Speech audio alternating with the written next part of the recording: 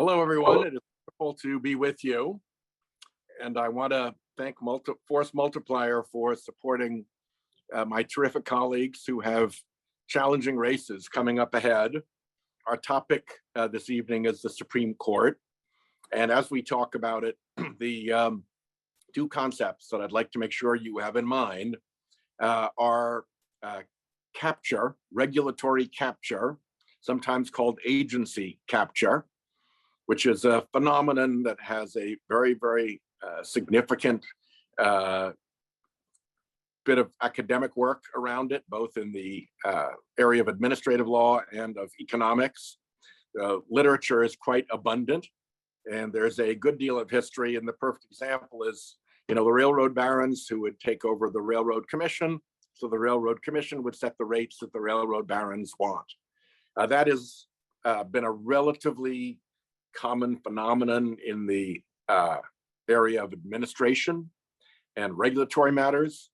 It did not take long for somebody to figure out that you could take that strategy, jump the rails, and apply it to a court, in particular the Supreme Court. The second topic to keep in mind is the covert operation, because this had to be done quietly. And most covert operations are done by governments against other governments. This was done by big special interests against our own country. They weren't particularly good at it, so there are lots of ways in which we've been able to catch them. And telling that story is very important to me in terms of helping people understand why we are where we are with the court that did Citizens United, that did Shelby County, that did Dobbs, that did Bruin, that over and over again on the issues important to the far right has broken precedent and misbehaved procedurally and done whatever it took to deliver the results to their big donors. This occurred through the Federalist Society, which took huge dark money contributions while it was coming up with the so-called FedSoc list of approved nominees for Trump to put on the Supreme Court. It happened through the Judicial Crisis Network, an organization conveniently located right down the hallway from the Federalist Society in the same floor of the same building, also with a big role from Leonard Leo, and through which anonymous money was delivered to support the advertising campaigns to oppose Merrick Garland and to support Gorsuch and Kavanaugh and Barrett and take over the court that way. And if you look at who's appearing in the court, you see these front groups that make no product, provide no service, are not real in any sense at all, except that they do show up in court and mask the identity of whoever is really behind them. And they give instruction to those Federalist Society justices as to how to rule in cases. It's hard to keep up with all the business that they have to make sure that they're really current with what their donors want. And so this is the vector through which that happens. And then what you end up with at the end of all of this is a statistically highly improbable ratio of success. At one point, I wrote an article that said the ratio of success was 72 cases to 0, where the court made a decision on a partisan basis back then when it was 5 to 4. So that's the mess that we have. We're pursuing it by trying to get my legislation through that is now through the Judiciary Committee. So that's a good launch for it. Every Democrat supported it. No Republican did. And then we're continuing the investigation because we probably know 15 to 20% of actually what transpired between the billionaires and the Federal Society justices. So there's a lot more to dig out. And of course, they're digging in to make sure that we don't get answers to our questions. And the third angle is that there's a thing called the Judicial Conference, which is made up of other federal judges, primarily chief judges of the different circuits and a chief judge within each circuit from a district court. And that body runs the administration of the judicial branch of government in the United States. And because it's made up of other judges, many of them are mad as hell because they happen to know, having to play by the proper rules of judicial conduct, that what the Supreme Court is doing is not playing by the proper rules of judicial conduct. And furthermore, they know that the excuses that are made by the Supreme Court justices when they're caught not playing by the rules of judicial conduct are bad excuses and are fake. And it's particularly annoying when the bad fake excuses are made by the Supreme Court justices for these other judges, because those fake excuses really impute to the rest of the judiciary that they're behaving as badly as the Supreme Court justices. I mean, if it's okay to take $500,000 free vacations from people with interest before the court, why wouldn't circuit court judges too? Why wouldn't district court judges too? And of course they don't. So we're putting a lot of pressure on the Judicial Conference to take more steps to clean up the mess within the judiciary. And we're making ground in all three of those areas, but the investigations one is probably the most difficult right now because they really have lawyered up and gone to ground. So with that background, I'm happy to open up to whatever questions anybody would like. Okay, Senator, thanks so much for being here with us. The work you're doing is such a public service, really. We're grateful for your leadership on this issue. And I think it also illustrates how important it is that the Senate remain in Democratic hands, because we're not going to make progress on this issue. You may find some Republican supporters, but requires a Democratic majority to get it going in the first place.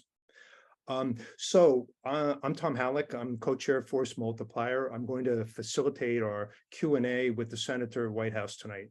The Q&A is going to be a little shorter than usual. The Senator has to leave at 1:15. We have someone with us who is in the news these days, and he's been invited on to the Joy Reid show tonight. Our loss is the nation's gain, because it's very important that his message get out to such a large national audience. So please put your questions in chat, and we will try to get to as many as we can. So the first question here is from Kenneth Bussman. He says, I'm a strong proponent of your ethics and reporting legislation. How many of your 49 GOP brethren in the Senate do you believe will support your legislation? How many of the 222 members of the GOP in the House will support your legislation? Does this go to the House too, by the way? Well, it has to get through the Senate first. And then the House has to decide whether to take it up or not. So it may very well not go to the House, but at the moment, 0 Republican senators are interested in supporting this in the Senate. There was a cohort of Republicans that I was working with on the Judiciary Committee to try to figure out what a good bipartisan bill would look like here.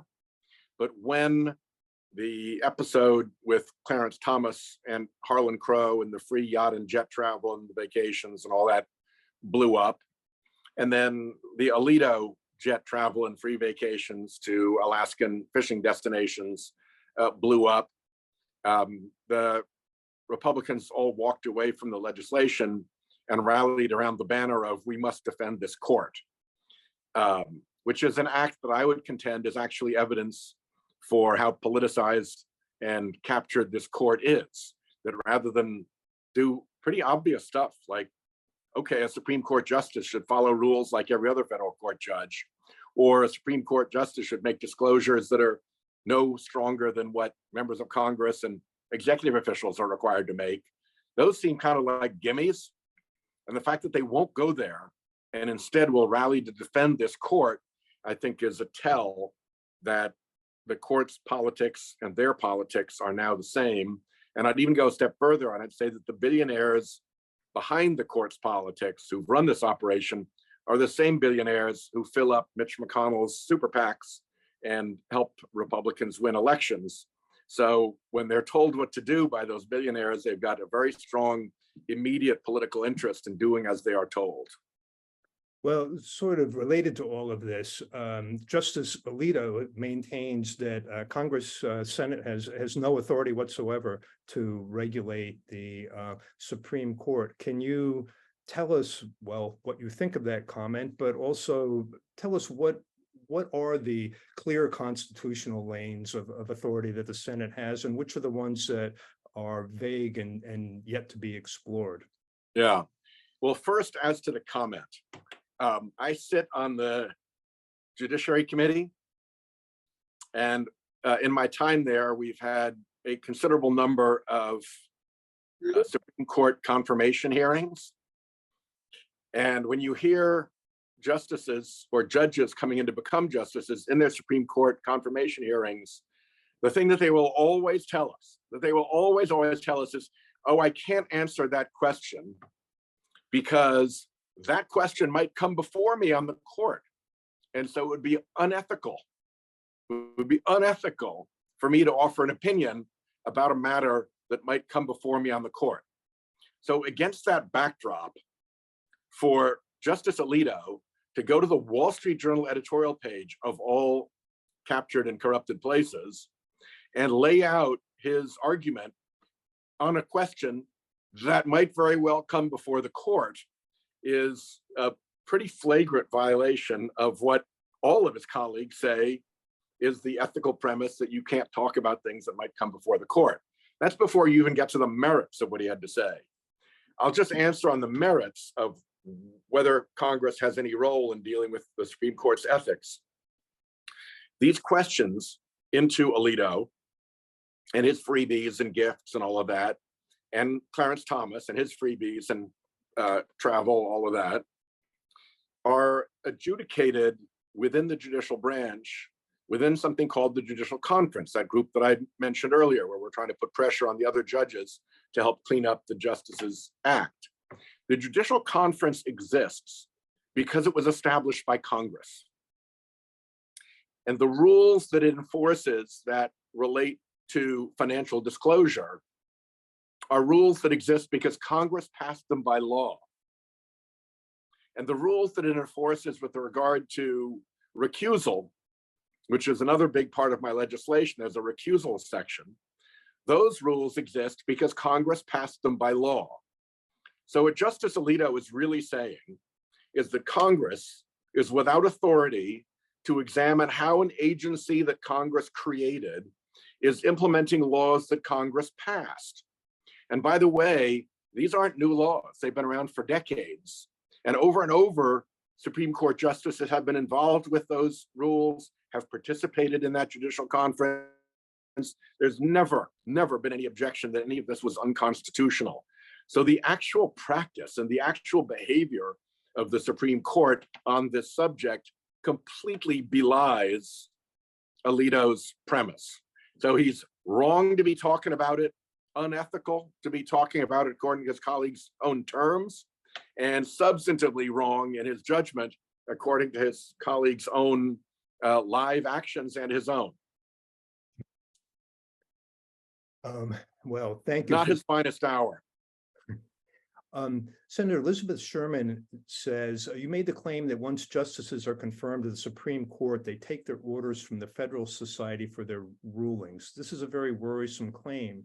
Do you have evidence for that? Is that exactly the way you would put it? I know in your book, you list 80 cases that were 5-4 decisions that served conservative interest. Anyway, would you comment on exactly how this dynamic works? Yeah, the Federalist Society rarely turns up as an entity in the court. Its job is done once it has groomed the candidates and gotten them onto the Federalist Society list for Trump to appoint and so forth. What happens when you get a case that matters to the right-wing billionaires is that a whole array of front groups, sometimes they're well-established front groups like the US Chamber of Commerce that come in. Sometimes they're a little bit more sketchy and without purpose, but they've been around a long time, like the Pacific Legal Foundation that comes in. And sometimes they're groups that you've never heard of at all. And the purpose is to mask who's really behind them. So a flotilla of, let's say, 11 or 12 coordinated, what are called amici curiae, friends of the court. They file a brief as a friend of the court, and they all are saying more or less the same thing. And because they are who they are, it's pretty clear to the Federal Society justices, that they're on the team. And without fail, in those cases, the Federal Society justices align with the array of amici who turn up in these little flotillas. There was one exception where it wasn't a little flotilla, it was a mammoth flotilla. And that was in the Bonto case, which was the case about dark money. And it had sat on the Supreme Court's docket for a long, long time. And right after January 6th, when nobody was looking and they had a sixth justice, they called that case up. And by my count, over 50 of these front groups turned up at the certiorari stage to signal to the members of the court, this is really big for us, you've got to do it. And sure enough, they wrote a decision that created the beginning of a constitutional right to use dark money. So if you're a big dark money operative, obviously the most important thing for you is to be able to continue to use your dark money weaponry to get all the other things done that you want. So when you tangle with these guys on dark money, you get these super responses, like having 50 instead of a dozen amicus front groups show up. Senator, you're well known for two series of speeches that you've been giving on the Senate floor, A Time to Wake Up on climate change and the scheme on the capture of the court that we're talking about tonight. Can you tell us a little bit more about the intersection of dark money, the Federalist Society, the fossil fuel industry, and how it's affecting our ability to deal with climate change? Yeah, I was sworn in January of 2007. And through all of 07, all of 08, and all of 09, there were bipartisan climate bills kicking around in the Senate. There were 3 different climate bills that I can think of, robust ones that would have changed the trajectory of our emissions and put us in a much better footing now. And then there was John McCain's different platform as he ran for president as a Republican. So that really counts as 4 different programs in the Senate with significant Republican involvement. All of that came to a shrieking halt, like just killed dead, in January of 2010. In January of 2010, Citizens United gave the fossil fuel industry the ability to spend unlimited amounts of money in politics, and the manner in which the court enforced it allowed it to spend unlimited secret money in politics.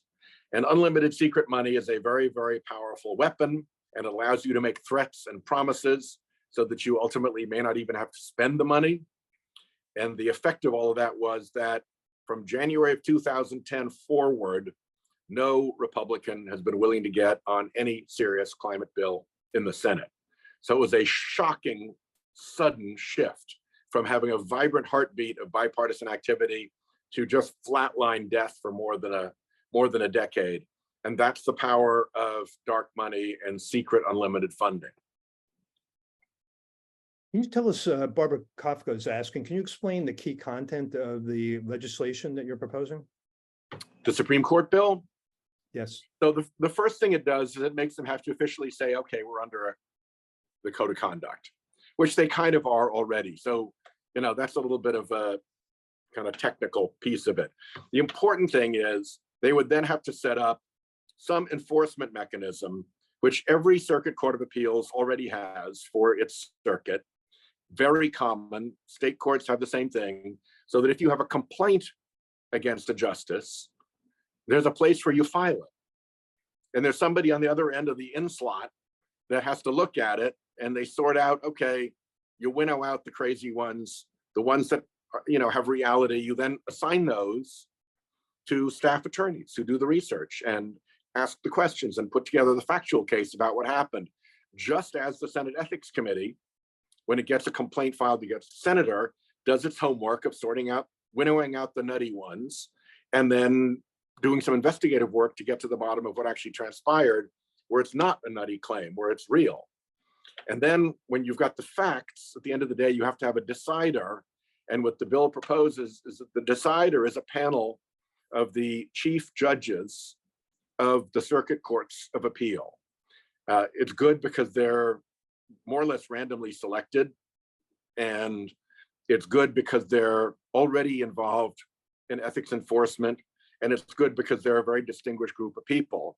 And if at the end of the day, they take a look at this and they say, hey, if this was done in our circuit, we wouldn't put up with it. This would not be allowed.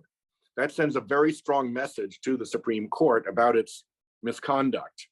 And I think, to follow Poor Richard's almanac, Ben Franklin's thing, the best way to show that a stick is crooked is to put a straight stick next to it.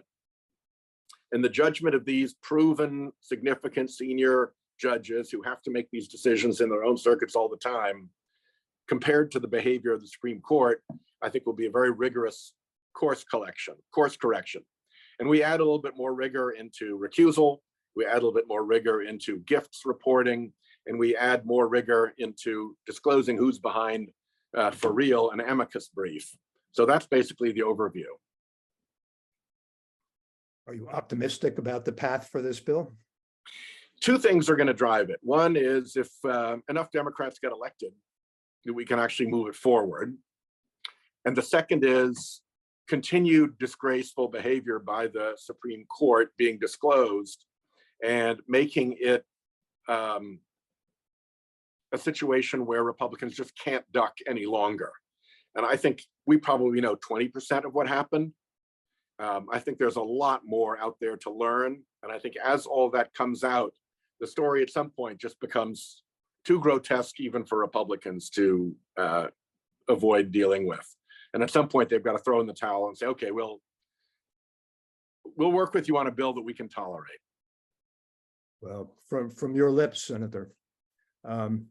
Sherry Cutler, a number of other people are asking about other steps that could be taken. She asks, is the increased caseload on the Supreme Court enough to justify increasing the number of justices?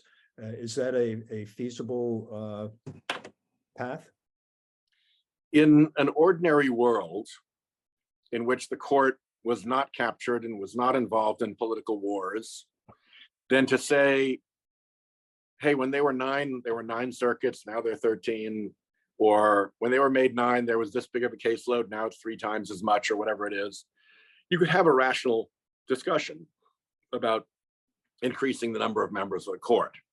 But at the moment, the conservative majority, the right-wing majority, is so important to the big donors of the right that there is no way they would tolerate anything that might undo that domination of their people over this institution. So for now, that is a very, very hard road to hoe. And again, only if we had significant popular support, majorities in the Senate and the House, and a sufficient majority in the Senate to be able to change the rules to accomplish that, or to break a filibuster, and a Democratic president who would tolerate it. So the bar is pretty high on doing that.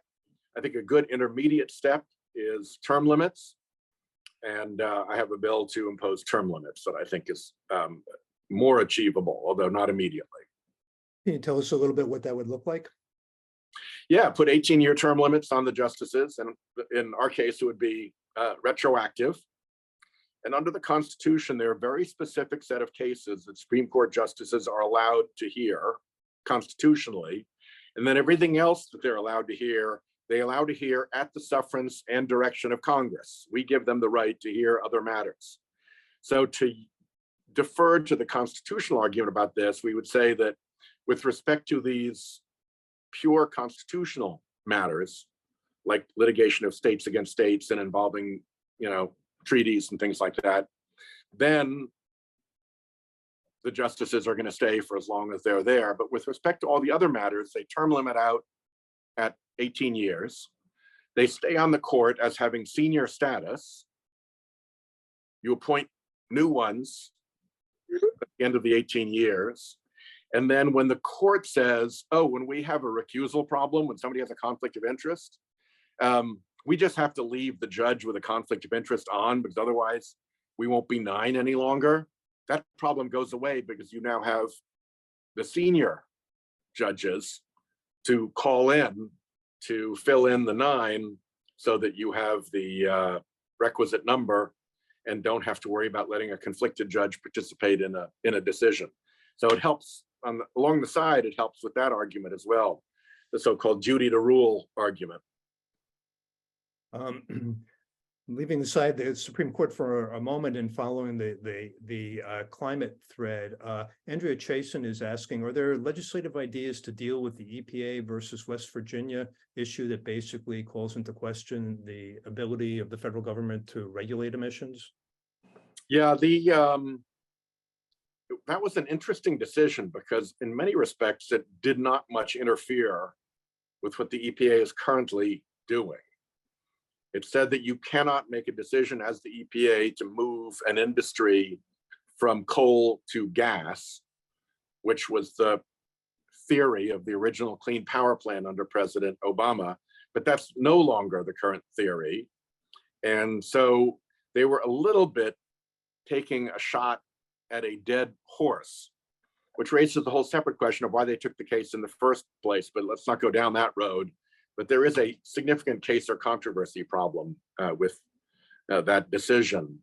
But what they did in that was to launch this major questions doctrine, which is a doctrine cooked up in the doctrine factories of the far right and maneuvered through the, Antonin Scalia School of Law and through the Federalist Society and through all these different groups to look like it's actually a real doctrine, but it was completely invented by the Federalist Society and the Federalist Society justices. It just happened to appear for the first time in this case. And interestingly, the judges in both the lead opinion and the other opinion that were together the majority, both said this is a major questions case, as if there was such a thing. Never been discussed before by the court. They just pretend, not only did they pretend it was a doctrine, they pretended it had a history in the court that they could refer to. So it was a weird decision in that sense. Senator, I'm getting the message that we need to be wrapping up here. So I'd like to ask you one final question here. What's at stake in 2024 with the elections? Well, you've heard from President Trump himself how he intends to govern.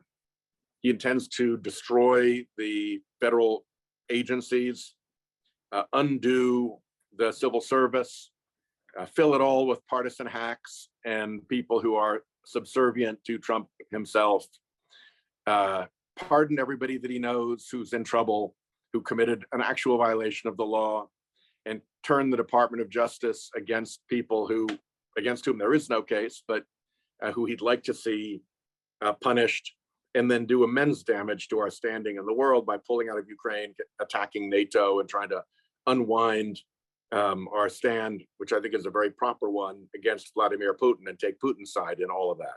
That is all spectacularly dangerous, and he cannot be allowed to resume office. We saw the mild version of Donald Trump the first time. This one is going to be deeply dangerous. And if we can't hold the Senate, then Mitch McConnell becomes the arbiter of who gets on the courts. And Mitch McConnell and his crew are entirely wired in with this dark money billionaire apparatus that has already packed the Supreme Court and is putting these extremist judges onto lower courts.